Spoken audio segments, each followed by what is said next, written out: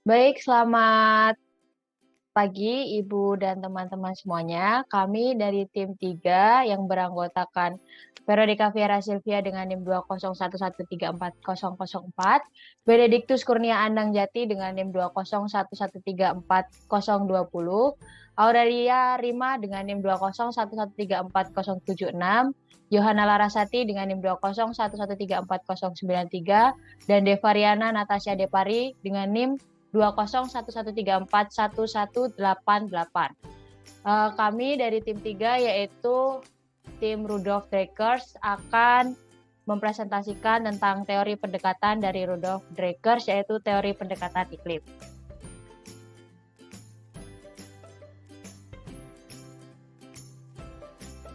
Yang pertama yaitu adalah biografi dari Rudolf Dreikurs. Rudolf Dreikurs adalah salah satu ahli psikoanalisis dari Amerika Serikat tahun 1897 sampai 1972.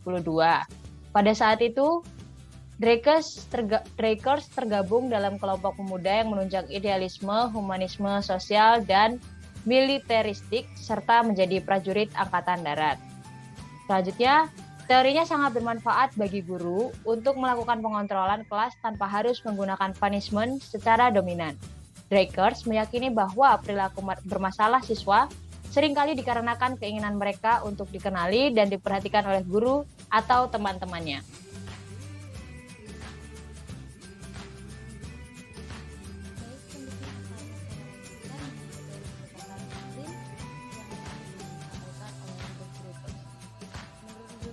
Dreikurs, teori pendekatan itu merupakan teknologi pendekatan sosioemosional di mana menekankan pada hubungan interpersonal dan menurut Dreikurs, perilaku buruk siswa itu dikarenakan keinginan anak untuk memperoleh perhatian dari temannya atau untuk menyenangkan pribadi.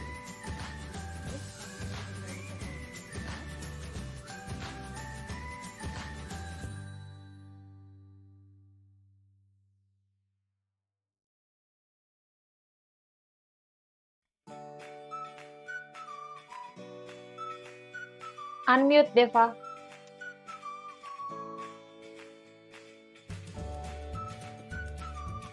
Selanjutnya, implementasi pendekatan ekletik dalam pembelajaran di SD. Pendekatan ekletik merupakan pengelolaan kelas berusaha menggabungkan berbagai macam pendekatan yang memiliki potensi untuk dapat menciptakan dan mempertahankan suatu kondisi yang memungkinkan proses interaksi edukatif berjalan efektif dan efisien.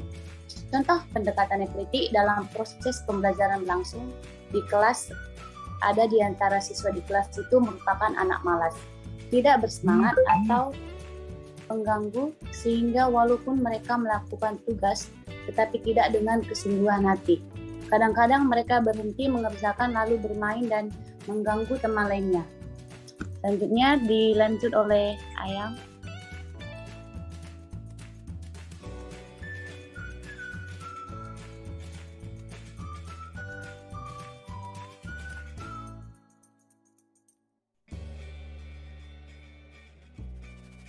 Premis Rudolf Dreikurs.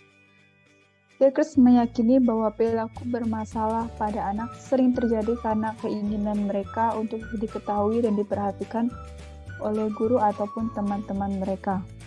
Berikut ini adalah beberapa premis yang menjadi kunci untuk memahami manusia, terutama peserta didik menurut Dreikurs. Yang pertama adalah manusia adalah makhluk sosial yang membutuhkan perhatian diterima hidupnya. Yang kedua, perilaku manusia ditentukan oleh tujuan-tujuannya, juga menjadi alat untuk mencapai kebutuhan, mendapat perhatian, diterima, dan menjadi bagian dari kelompok sosial di sekelilingnya. Yang terakhir, manusia dapat memilih untuk berperilaku baik ataupun buruk. Next. Selain tiga aspek ini, kunci di atas dari Dreikurs juga meyakini bahwa manusia mengembangkan suatu mekanisme untuk mempertahankan harga dirinya. Karena itu, dalam teorinya Dreikurs, menyatakan bahwa perilaku buruk siswa adalah karena keinginan mereka untuk memperoleh perhatian dan menerima dari lingkungannya, atau untuk mempertahankan harga dirinya. Selanjutnya akan dilanjutkan oleh Aan. Apa itu democratic classroom process? Next.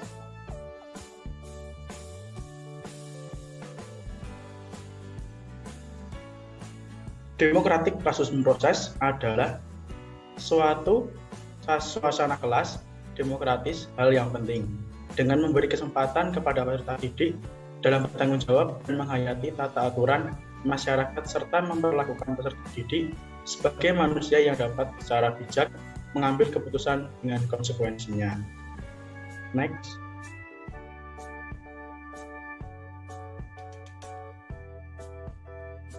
Kemudian, kelebihan pendekatan sosio-emosional.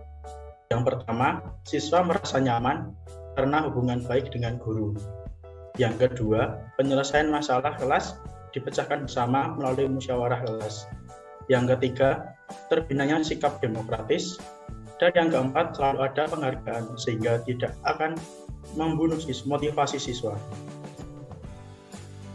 Next.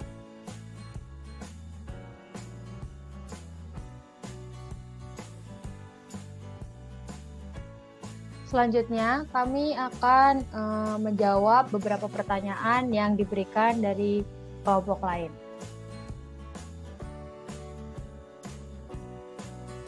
Pertanyaan dari kelompok 1, apa saja kelemahan menggunakan pendekatan sosio-emosional menurut Rudolf Dreikurs?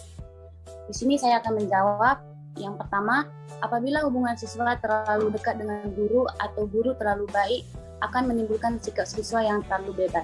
Yang kedua, sulit untuk memahami karakter emosi setiap siswa di kelas, maka diperlukan keterampilan guru yang lebih untuk membuat iklim sosio-emosional yang kondusif.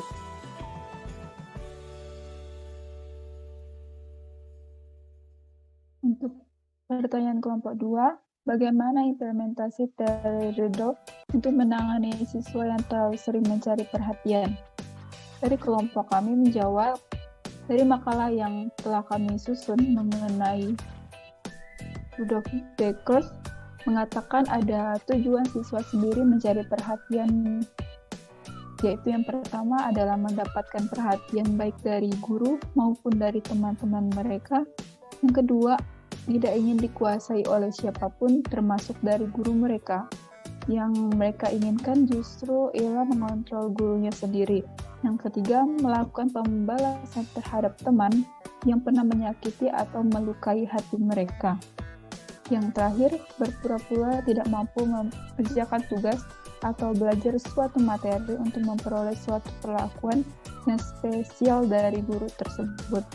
Berdasarkan dari tujuan dari teori Rudolf, kita sebagai guru sebaiknya dalam menyikapi anak yang sering mencari perhatian, itu sebaiknya terlebih dahulu mendalami dan menganalisis cara yang tepat agar untuk menangani masalah dari anak tersebut.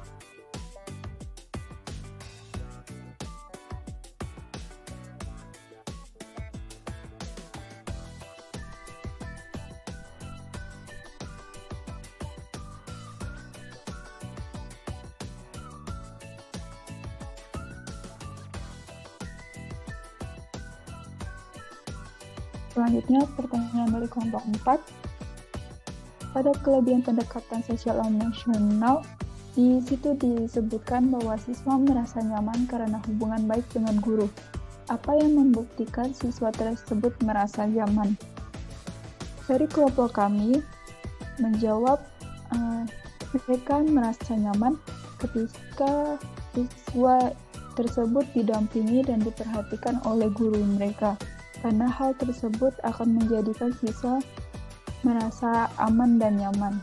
Baik, selanjutnya untuk pertanyaan dari kelompok 5, contoh penerapan implementasi pendekatan elektik dalam pembelajaran di SD. Setelah kami berdiskusi, menurut kelompok kami, contoh penerapan implementasinya itu adalah memberikan materi berupa dialog-dialog pendek yang rileks atau memberikan kata-kata dengan tema secara berulang-ulang. Lalu untuk pertanyaan kelompok 6, pada tujuan Rudolf Breakers terdapat penyelesaian masalah kelas yang dipecahkan bersama melalui musyawarah. Misalkan ada anak yang memiliki suatu masalah, apakah hal tersebut juga akan diselesaikan bersama? Dengan siswa, apakah anak tersebut tidak merasa disudutkan? Berikan alasan. Dan menurut kelompok kami, jika siswa tersebut memiliki masalah pribadi, maka guru akan menggunakan pendekatan sosio-emosional ini dengan mendekatkan diri dengan siswa secara pribadi juga, sehingga siswa tidak merasa disudutkan atau dibicarakan di depan kelas. Selanjutnya akan menjadi teman saya.